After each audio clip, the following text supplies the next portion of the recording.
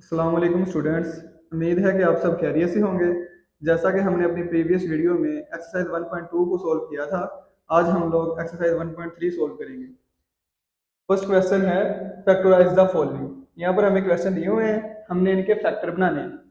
तो अगर मैं यहाँ पर देखूँ कुछ कॉमन भी नहीं आ रहा और मैं फिर भी नहीं बना सकता, लेकिन मैंने एक फॉर्मूला पढ़ा है ए स्क्र माइनस बी स्क्र ये बराबर होता है ए प्लस बी इंटू ए माइनस बी। कि अगर दो स्क्र के दरमियान माइनस हो तो उसको मैं एक दफा प्लस करके लिख सकता हूँ और एक दफा मैं माइनस करके लिख सकता हूँ। तो यहाँ पर भी मैं यही फॉर्म बनाने की कोशिश करूंगा।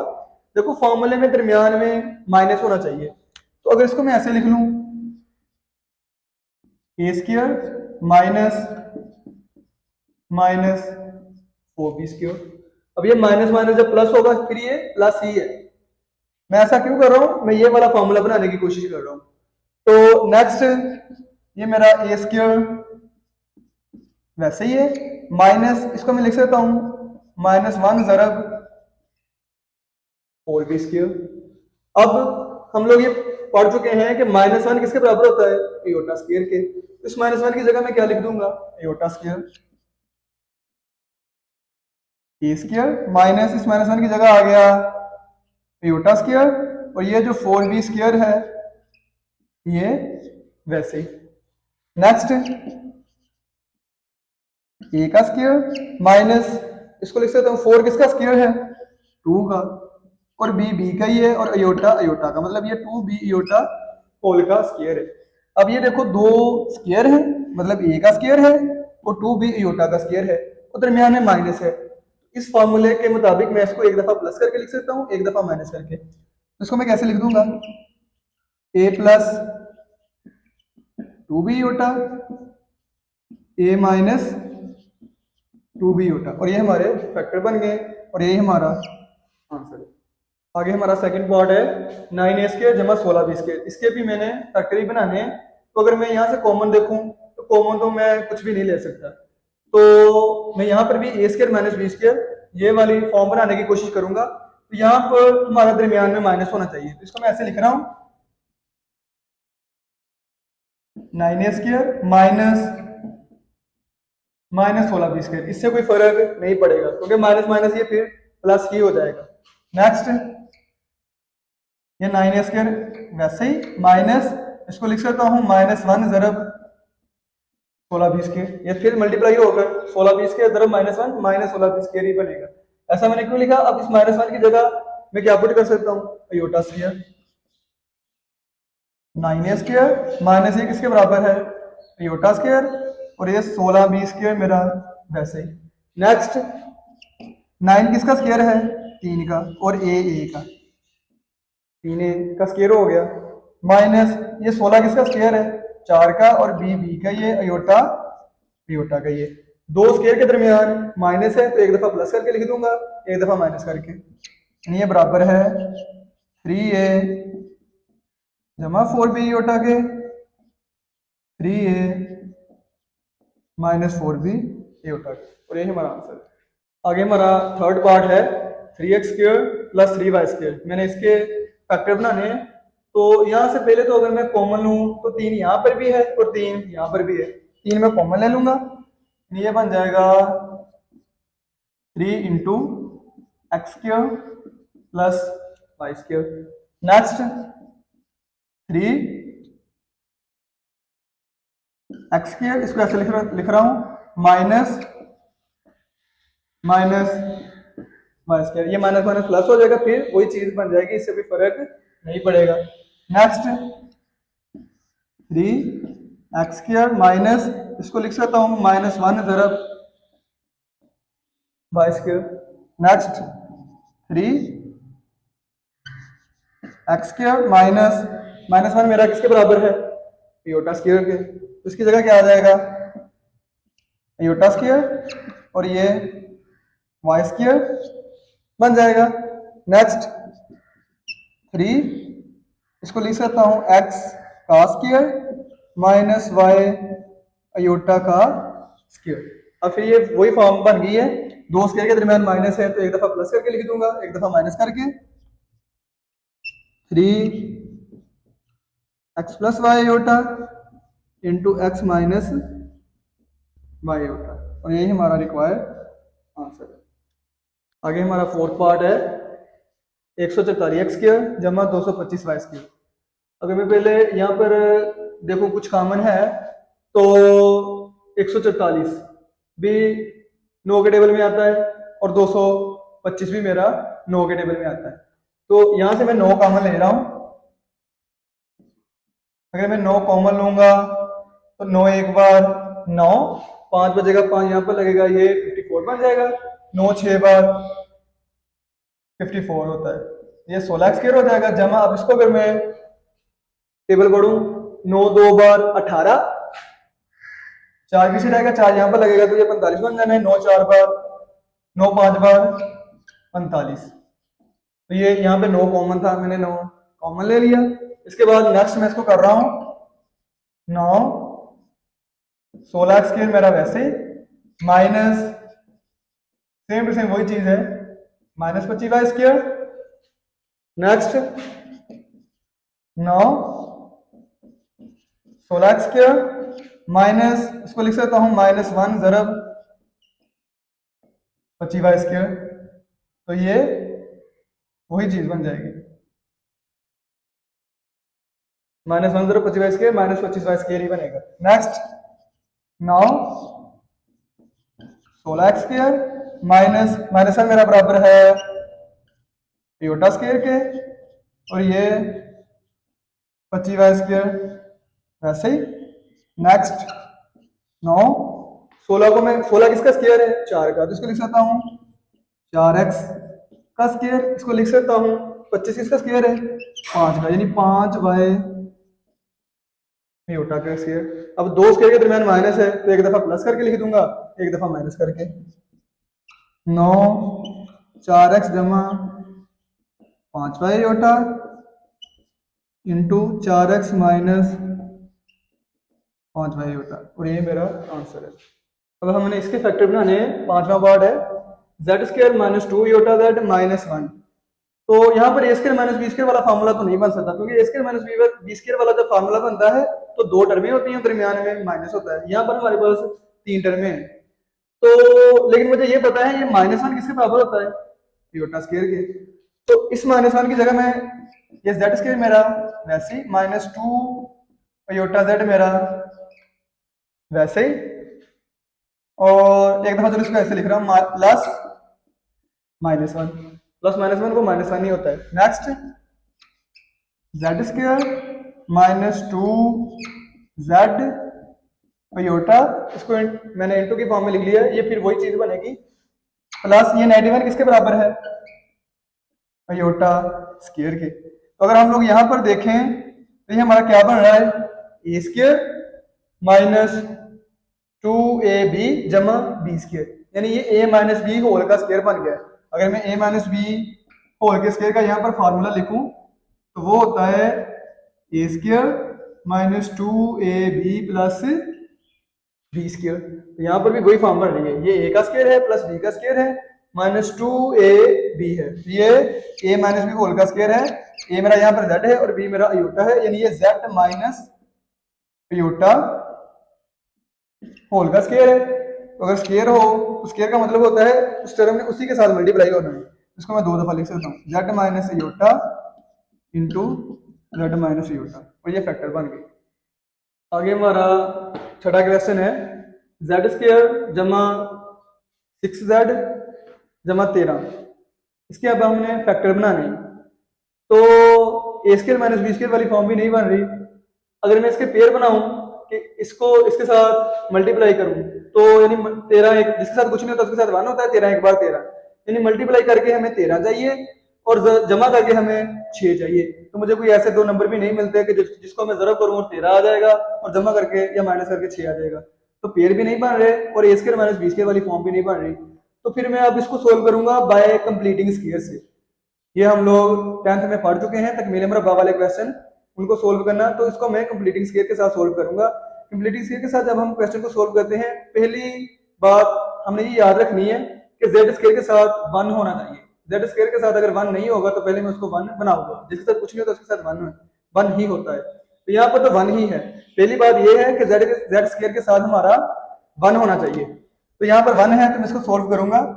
जेड स्क्वायर जमा 6z।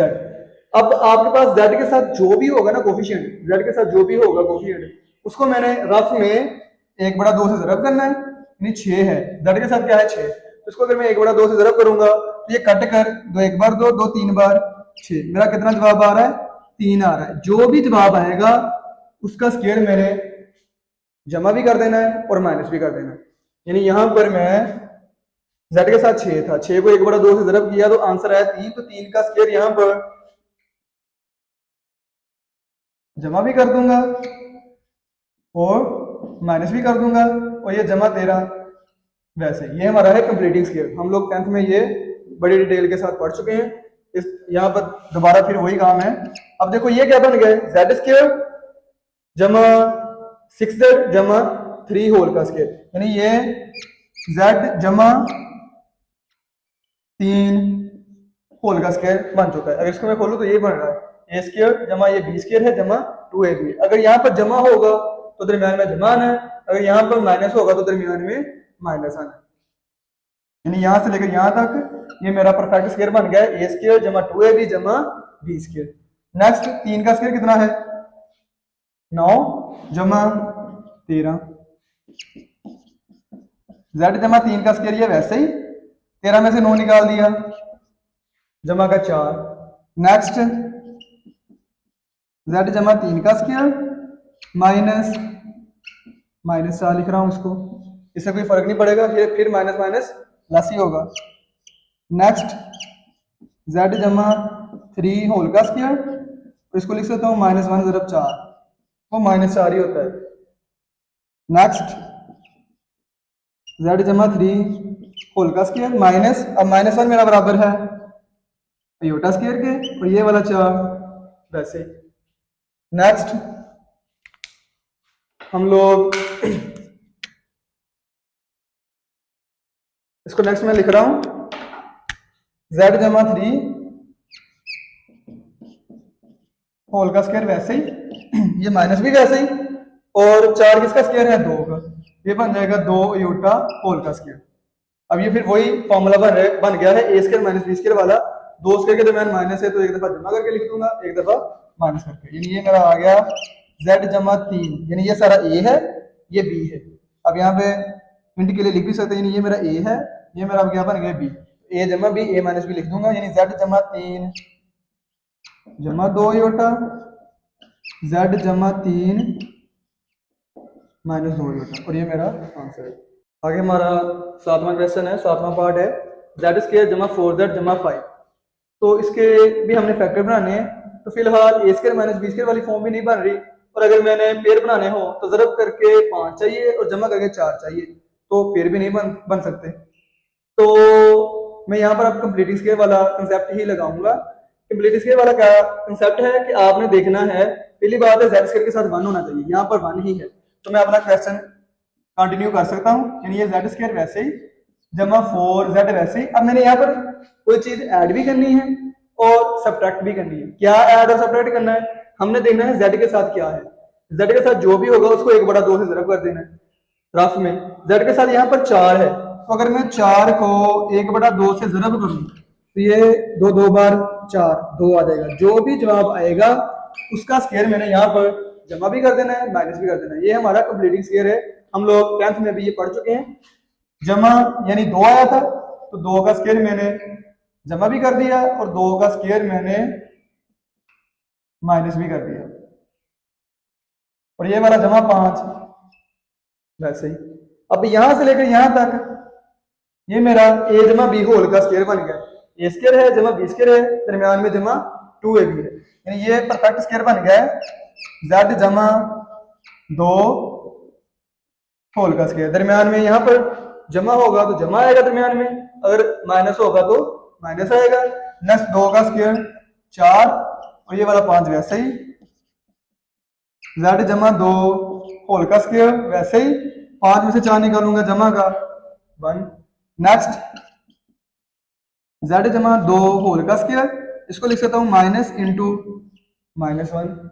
नेक्स्ट z जमा 2 होल का स्क्वायर माइनस -1 मेरा बराबर है अयोटा स्क्वायर के। इसकी जगह मेरा आ गया अयोटा, -1 की जगह आ गया अयोटा स्क्वायर। अब दो स्क्वायर के दरमियान माइनस है, एक दफा इसको जमा करके लिख दूंगा, एक दफा माइनस करके, यानी z जमा 2 जमा अयोटा, z जमा 2 माइनस अयोटा, और ये हमारे फैक्टर बन गए। आगे हमारा लास्ट पार्ट है 2z² माइनस 22z जमा 65। तो इसके पेयर भी नहीं बन सकते, ये भी हमारा कंप्लीटिंग स्क्वायर की मदद से ही सोल्व होगा। तो कंप्लीटिंग स्क्वायर लगाते वक्त हम लोगों ने ये ख्याल रखना था कि z स्क्वायर के साथ 1 होना चाहिए। यहाँ पर z स्क्वायर के साथ 1 नहीं है, तो पहले मैं इसके साथ 1 बनाने के लिए, यहाँ पर 2 है ना, जो भी चीज है इसको मैं कॉमन ले लूंगा। मतलब यहाँ पर 2 है तो मैं अगर 2 को कॉमन ले लिया तो यहाँ पर रह जाना है z स्क्वायर माइनस 2, 11 बार 22 होता है, यहाँ पर 11 रह जाएगा। और यहाँ पर अब हमारा 2 नहीं है, जहां पर जो चीज हम कॉमन लेते हैं अगर एक जगह पर ना हो तो उसके बड़े में चली जाती है। तो यहाँ पर 2 नहीं है, इसके बड़े में चला जाएगा। नेक्स्ट आगे हमारा वही प्रोसीजर है कि ये z स्क्वायर वैसे ही माइनस 11z वैसे ही। अब हमने यहाँ पर कुछ कोई टर्म जमा भी करनी है और माइनस भी करनी है। क्या जमा और माइनस करना है वो देखने के लिए हमने देखना है z के साथ क्या है। z के साथ जो भी होगा कोफिशिएंट, यानी यहाँ पर अगर 11 है तो 11 को मैं 1/2 से ज़रब करूंगा, 11 ज़रब 1/2, 11 एक बार 11, ये 11/2 ही आ जाएगा। यानी जो भी आएगा उसका स्क्वायर मैं जमा भी करूंगा और माइनस भी करूंगा। यानी यहाँ पर मैं 11/2 का स्क्वायर जमा भी कर दूंगा और 11/2 का स्क्वायर माइनस भी कर दूंगा, और ये जमा 65/2 ये मेरा वैसे ही। नेक्स्ट ये 2 वैसे ही। अब यहां से लेकर यहां तक ये मेरा क्या बन गया, ये a स्क्वायर है जमा b स्क्वायर है माइनस 2ab है, तो a माइनस b होल का स्क्वायर है, यानी z माइनस 11/2 होल का स्क्वायर बन गया। अब यहाँ पे माइनस था तो दरमियान में भी माइनस आ गया। नेक्स्ट अगर इसको सोल्व करूं, इसको मैं पहले लिख रहा हूं, 65/2 को पहले लिख लेते हैं, आगे पीछे लिखने से कोई फर्क नहीं पड़ता। 5 जमा 2 भी साथ ही होता है, 2 जमा 5 भी साथ ही होता है। अब ये 11 का स्क्वायर माइनस ऐसे 11 का स्क्वायर 121, यानी 11 ने 11 के साथ ज़रब होना है, और 2 का स्क्वायर 4। नेक्स्ट इसको सिंप्लीफाई करेंगे हम लोग, z माइनस 11/2 होल का स्क्वायर जमा, अब इसका अगर मैं एलसीएम लूं, 2 इसके बड़े में 2 है, इसके बड़े में 4 है, तो एलसीएम क्या आ जाएगा 4, 2 2 बार 4, जब 4 को ऊपर रखूंगा 2 पे तकसीम करूंगा तो 2 2 बार 4, यानी 2 पर 4 है, 2 पर वाले के साथ ज़रब होगा, 65 को 2 से ज़रब करूंगा तो ये आ जाएगा 130, यहां से 4 से 4 कैंसिल हो जाएगा और 121 हमारा वैसे ही आ जाएगा। ये हम लोगों ने एलसीएम लिया है। नेक्स्ट z माइनस 11/2 का होल का स्क्वायर, ये वैसे ही है z माइनस 11/2 होल का स्क्वायर जमा, ये 130 में से अगर मैं 121 निकाल दूंगा तो ये आ जाएगा 9/4। नेक्स्ट 2 z माइनस 11/2 होल का स्क्वायर, इसको लिख सकता हूँ माइनस 9/4, इससे कोई फर्क नहीं पड़ेगा, माइनस माइनस ये फिर प्लस ही होगा। अब नेक्स्ट हम लोग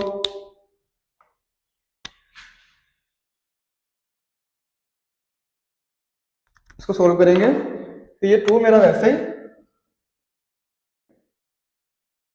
z माइनस 11/2 होल का स्क्वायर वैसे ही, ये माइनस भी वैसे ही, और माइनस 9/4 को लिख रहा हूं -1 ज़रब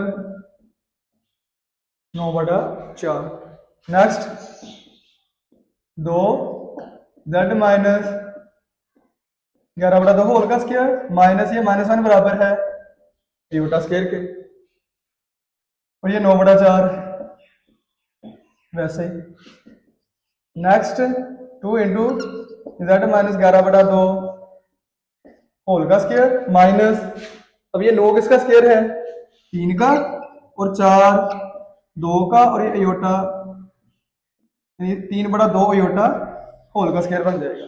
अब दो स्केयर के दरमियान, यहाँ पर दो स्केयर के दरमियान माइनस है, तो एक दफा इसको जमा करके लिख दूंगा, एक दफा माइनस करके।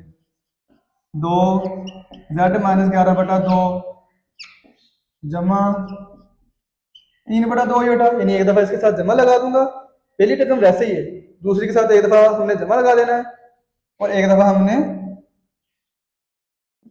माइनस लगा देना है। z-11/2 -3/2 ये बेटा, और ये हमारा रिक्वायर्ड आंसर है।